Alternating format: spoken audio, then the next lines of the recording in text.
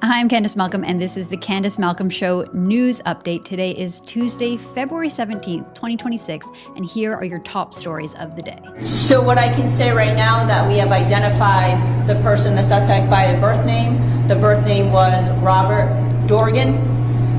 We have also learned that the person does go by the name of Roberta. Also uses the last name of Esposito. Just a week after the Tumbler Ridge shooting, another trans-identifying male shooter opened fire on innocent civilians, this time at a hockey arena in Rhode Island. Anytime someone shares something that has my full legal name on it in reference to the criminal matter that I am a part of, they're breaking the law. And you're also putting my kids in danger, like more danger than I already have. In Alberta, a trans-identifying male who pleaded guilty to stabbing his 7-year-old son and 8-year-old daughter was released on bail and continues to post on social media from his creepy van. Now let's go over to the Emergency Act. The decision maker in the Emergency Act is not CSIS.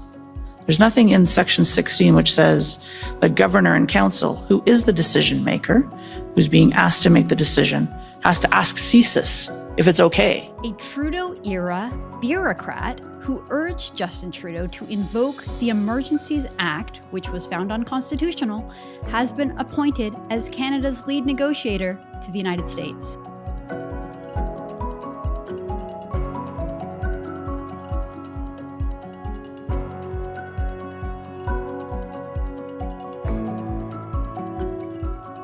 And finally, a video showing just how unbearable it has become to live in Toronto and ride the TTC is going viral. You're going to want to see this video. All right, folks, let's get right into the news. So just a week after the horrific mass shooting up in Tumbler Ridge, where a shooter took the lives of at least 8 innocent people, mostly children, another story has come up that is eerily similar. A 56-year-old trans-identifying man in the United States, in the state of Rhode Island, has killed his wife and daughter and critically wounded 3 others at a high school hockey game in Rhode Island before taking his own life. This is what the terrifying scene looked like. As you can see people running for their lives, you can see skaters, hockey skaters, fleeing for their lives while the trans-identifying man shoots up the arena, tries to shoot up the arena. You can hear the shots echoing in the arena. This is just so disturbing.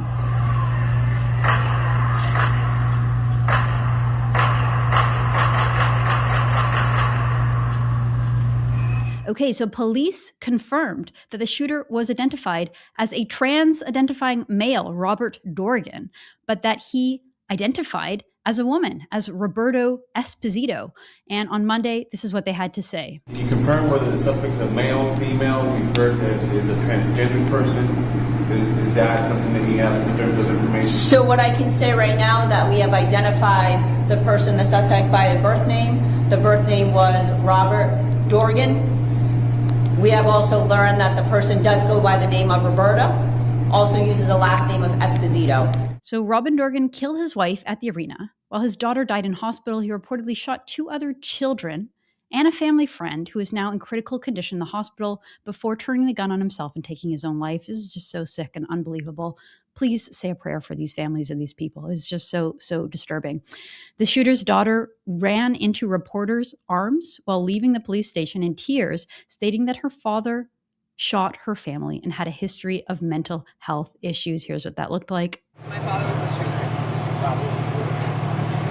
What happened? Shot my family. And he's dead now. What was the reasoning? Was there a family argument? He has mental health issues.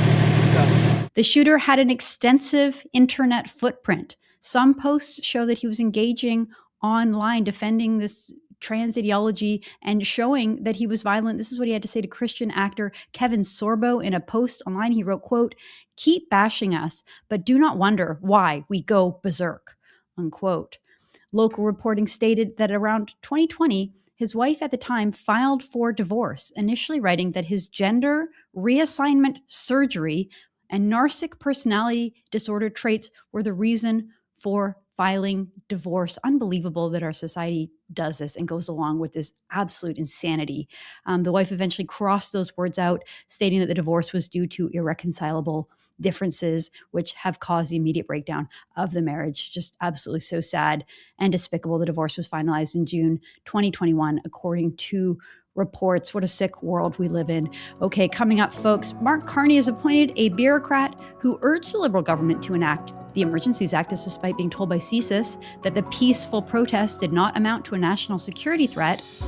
And this person is now going to be the lead negotiator for Canada to the United States. Plus, we'll show you a viral video that makes Toronto look like a third world country. But first, another trans-identifying male who allegedly attempted to kill his own family in Alberta was granted bail and is now traveling around in this creepy van, which he's written "Every Child Matters" written across the side, and making deranged social media posts. Okay, so the man who goes by the name Alice Atwood pleaded guilty to stabbing his 8-year-old daughter and severing her esophagus, oh my goodness, and stabbing his 7-year-old son in February of last year. And he was granted bail. Just 2 days later, his daughter's injuries were so bad that she required emergency surgery, and thankfully, both children survived the attack. But why on earth is this man out on the loose? The stabber continues to make posts on social media, laughing and stating that the fact he's on social media is an opportunity for Canadians. Look at this chilling clip. Chilling until I actually go for my sentencing. And yeah, I did kind of realize that we do have a highly unique opportunity here, whereas I'm someone who did something heinous and I'm on social media, whereas pretty much all the other people who do something heinous get locked in a box and blocked out from society, and they don't get to talk to them. So, like, does it put me at risk? I'm already at risk. Reporters stated that the man giving tarot card readings to young girls in a park was out on bail for a year, just days before his sentencing was delayed. He made a post saying that trans kids need to be protected so they don't end up like him. The only thing I really have to say is that we need to protect trans youth so that they don't end up like me, so that they have a better shot. And what the government here in Alberta is choosing to do to them now is going to make it worse.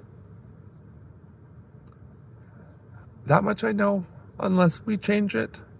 Community groups have warned the police to avoid this creepy van and to avoid this trans-identifying man. Stay away from this guy. He is an absolute creep, judging by his online footprint. And they've stated that the RCMP is aware of the stabber and his location.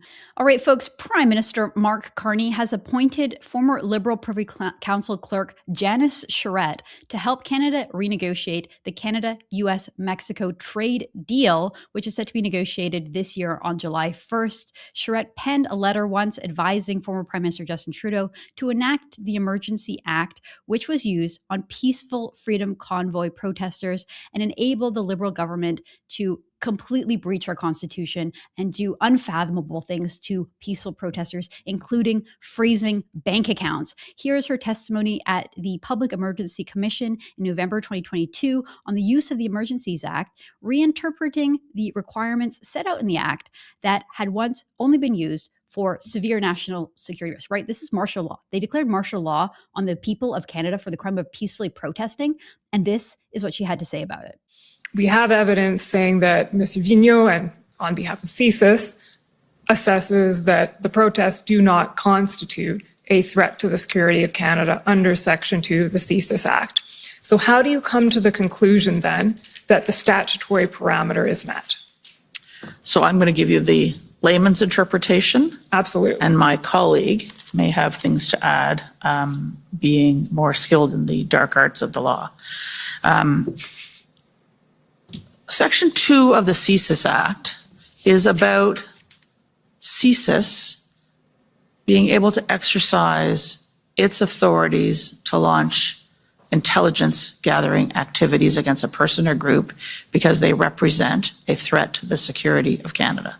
The decision maker there is CSIS. They judge the nature of the threat and they recommend the activity be taken. Now let's go over to the Emergency Act. The decision maker in the Emergency Act is not CSIS. There's nothing in Section 16 which says the governor and council, who is the decision maker, who's being asked to make the decision, has to ask CSIS if it's okay. The governor and council is asked to assess whether, on reasonable grounds, there is a, I want to make sure I've got my words right here, that there are reasonable grounds to think that there is an urgent, critical, national situation where the health, safety of Canadians, their lives, their livelihoods, the national security of the country is at threat of serious violence. That goes back to the CSIS definition and the threat to the security of Canada. If you look under, I think it is, this is dangerous, but 2C of the CSIS Act that we rely on, it is either serious violence or the threat of serious violence. And so the governor and council is asked to see if they have reasonable grounds to believe that there is all of the other criteria, urgent, critical, national, beyond the scope of an individual province or territory to deal with, that is of a nature that would be a threat to national security, which is the threat or existence of serious violence. As we've reported in the past, a second court, the Federal Appeals Court, found in January of this year, 2026, that Trudeau's use of the act was unconstitutional and unreasonable, and that it violated the charter rights of Canadians. Let's not forget that President Donald Trump himself called out the Trudeau government and the use of the Emergencies Act, which was enacted to have a violent removal of peaceful protesters. Here is what Trump had to say back just in 2022 when this was all happening.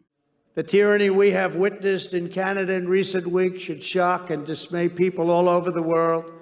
In an advanced Western democracy, the peaceful movement of patriotic truckers, workers, and families protesting for their most basic rights and liberties has been violently put down.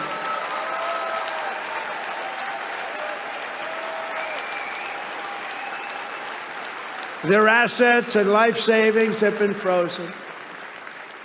They have been slandered as Nazis, racists, and terrorists. These are the names they've been called. They've been arrested and charged with phony crimes. They've been falsely accused of loyalty to foreign powers. I watched them. I saw those maple leafs all over the flags and the love for their country. Plenty of Americans were there too, and they love our country. They're being hunted down like enemies of their own government and treated worse than drug dealers and murderers or rapists. A line has been crossed. You're either with the peaceful truckers or you are with the left-wing fascists. And that's what's been happening. And it's been a strong line. We stand with the truckers and we stand with the Canadian people in their noble quest to reclaim their freedom. And so to add on top of this, we had Conservative MP Jamil Jivani reacting to the news. This is what he had to say on X. Quote, Prime Minister Carney named a new chief trade negotiator to the United States alongside a new ambassador. I hope they both hit the ground running and can work our way towards a deal with the urgency the Canadian workers and businesses deserve. Now, on Saturday, Jamil Jivani told Breitbart News, which is a U.S. outlet, that Canadian officials are hammering the country with what he called an anti-American hissy fit over trade, defending his recent meetings with senior U.S. officials. Here's what that sounded like. What we're trying to put across here is, there's a pathway forward, and America and Canada need each other. We share the largest border in the world. We have to work together. But for Canada in particular, 3/4 of our exports go through the United States. We are shooting ourselves in the foot if we continue this anti-America, hissy fit. And this is the kind of reason I'm trying to talk into our government and some of the Liberals who have just gone way off the reservation on this.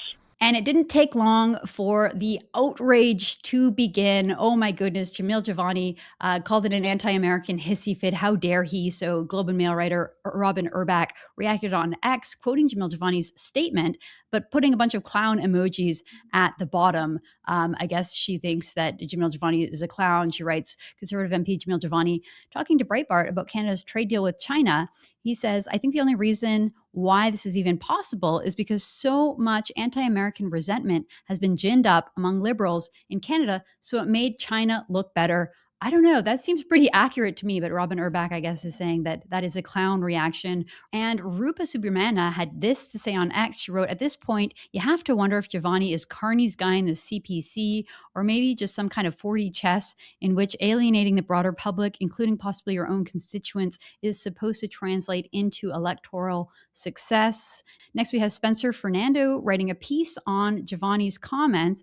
The title is Jamil Jivani sides with the Trump administration over Canada, blames Canadian PM, calls righteous anger towards U.S. an anti-American hissy fit. I don't know. That's one way of putting it. I think that's probably taking things way out of context. I don't know. I think that the fact that there continues to be like weekly, sometimes daily deranged reaction to everything Jamil Jivani says or does means that he's probably doing something right. He's probably right over the target. All right, folks, I want to show this viral video that is circulating online, reigniting concerns over just the unbelievable crowding and overpopulation that's happened in Toronto. I couldn't believe when I saw this video. I actually didn't believe it was Toronto at first because it just seemed so shocking. It looked like a third world country. It didn't look like Toronto, but you could see that the TTC logo on the subway is right there. This video showing commuters just struggling to get on board a train. Really just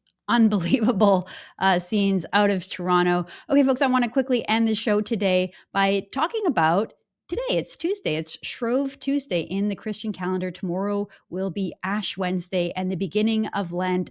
And my family and I have a tradition where we make pancakes in the morning. And so we had a wonderful time this morning, me and my children, making these pancakes, turning them into awesome, cool pancake shapes, and getting ready for Lent, where we will all give up something important to us in the lead up to Holy Week and Easter. So wishing everybody a wonderful week, a wonderful Shrove Tuesday. Go have some pancakes and have a bit of a feast to prepare for Ash Wednesday tomorrow. All right, folks, that's all the time we have for today. Thank you so much for tuning in. I'm Candice Malcolm. This is the Candice Malcolm Show News Update.